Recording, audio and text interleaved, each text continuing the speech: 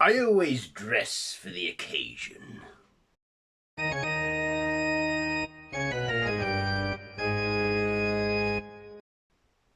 Why, hello there YouTube and welcome to this ranking video. So, it's Friday the 13th. Oh, I'm Random Rust, and this is my ranking of the Friday the 13th movies within this long-running horror slasher franchise.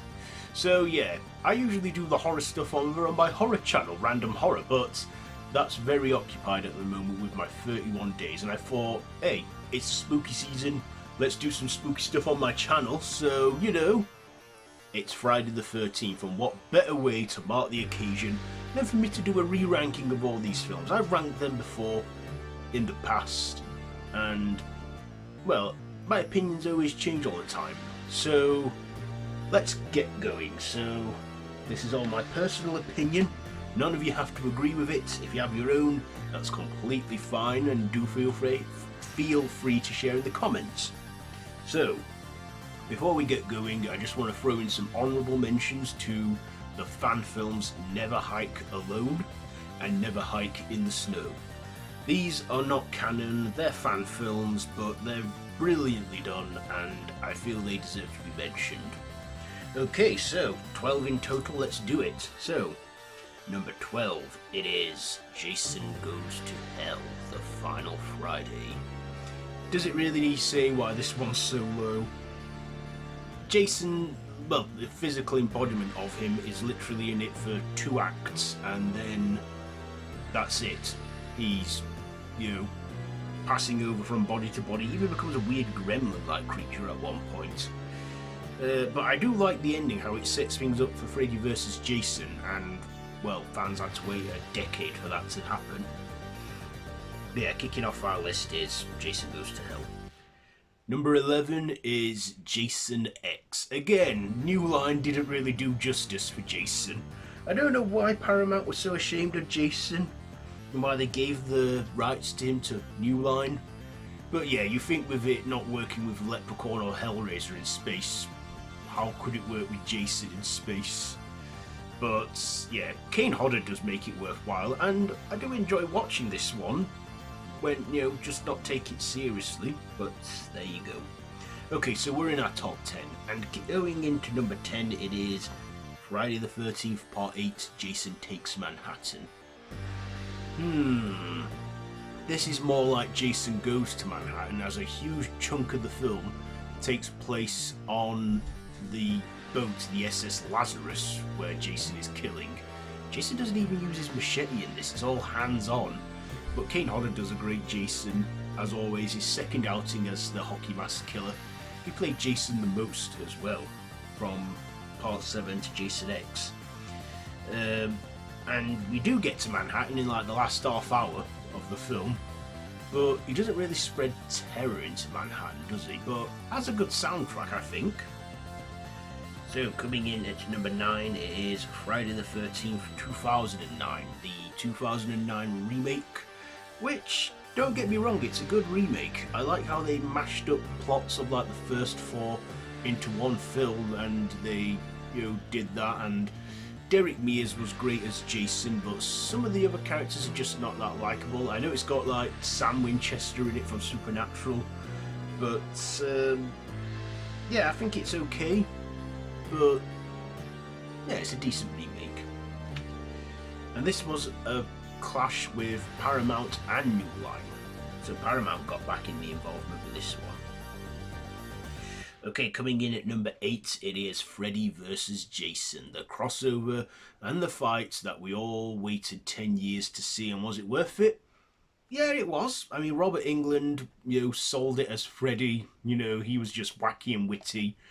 You know, Ken Kirzinger as Jason, he was alright, but Kane really wanted to come back for this, but they didn't ask him. They could have got a bit more of an experienced director to direct this. Ronnie Yu, I mean, he'd only seen the first installments of each franchise before directing this one, but still, it's a fun popcorn film, you know, and I'm like Team Jason all the way, obviously. So number 7, it is Friday the 13th Part 7, The New Blood. yeah, it was like Carrie versus Jason, where we're introduced to a girl that has telekinesis and she fights Jason. Jason looks badass in this, decomposing, and Kane Hodder making his big Jason Voorhees debut. I thought Jason was great in this. Some of the kills were good, like is it the sleeping bag in this one?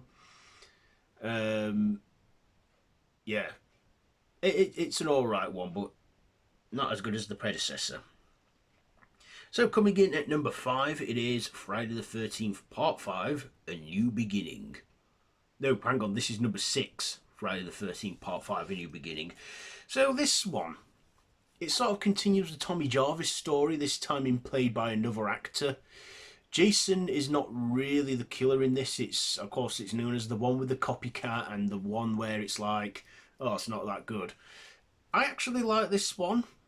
I just think of it as a slasher film inspired by Jason.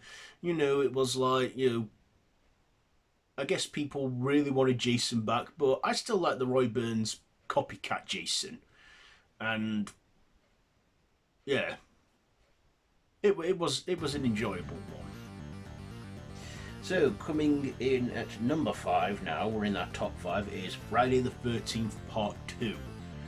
So this one, Jason makes his big debut as the killer of the series and went on to become the face of this franchise after not really being the main killer in the first movie. And also, he's still in his development stages. He's got the bag on his head and not the hockey mask yet. But I thought this was a solid sequel and watchable and stuff and enjoyable. They did kill our final girl from the previous movie very early on though, didn't they? That's because Adrienne King had her personal reasons for it. So yeah, Part 2. Coming in at number 4, it is Friday the 13th Part 3. So this was in 3D. I've never seen it in 3D, but I can tell which parts were intended to be 3D.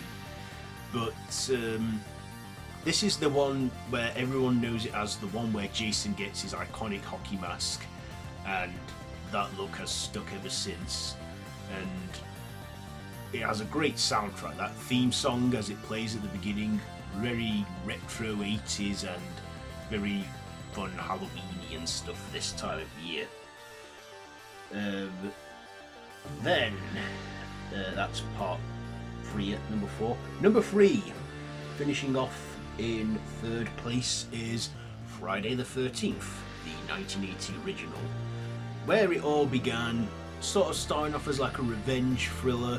Nothing really much supernatural, just Pamela Voorhees out on a vengeful killing spree to prevent the camp from ever being opened. And yeah,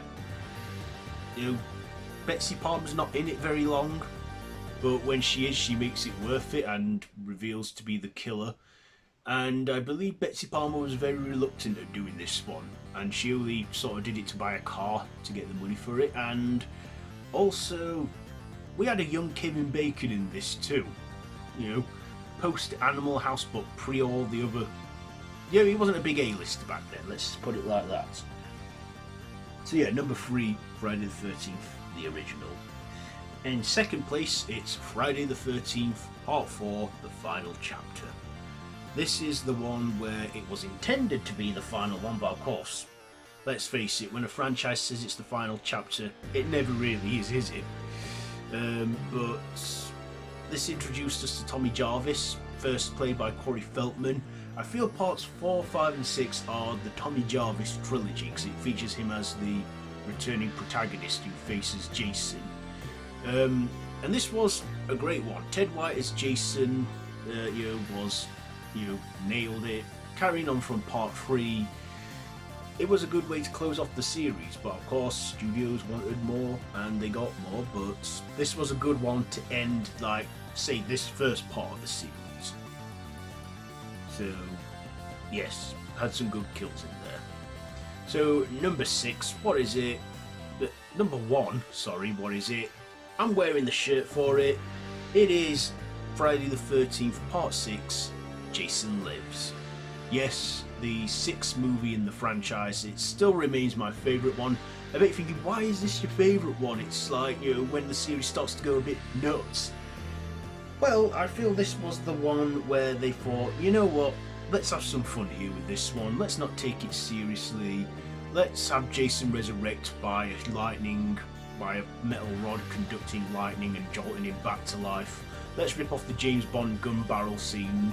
Let's just go all out, have a killer soundtrack with Alice Cooper. I mean, I love that song, The Man Behind the Mask. He's back, the man behind the mask. Yes, and in this one, they actually get the camp open with kids there, but Jason doesn't target the kiddies. And it's a good final showdown between Freddy and Tommy. Jason and Tommy, sorry. So yes, that is my number one pick, and that is my opinion. So there you go. There's my ranking for Friday the 13th franchise. How would you rank these movies? Let me know down in the comments below, and if you like this video, be sure to give it a big thumbs up and share with your friends, and feel free to subscribe if you haven't already and to hit that notification bell. And it's Friday the 13th, and over on my horror channel, Random Horror, I'm doing 31 days, and what do you think I'm reviewing on that day? Yeah, it's something to mark the day. So yeah, have a happy Friday the 13th. And as I say on my horror channel, until next time, don't have nightmares. But on this one, I say until next time, I bid you all a goodbye, friends, goodbye.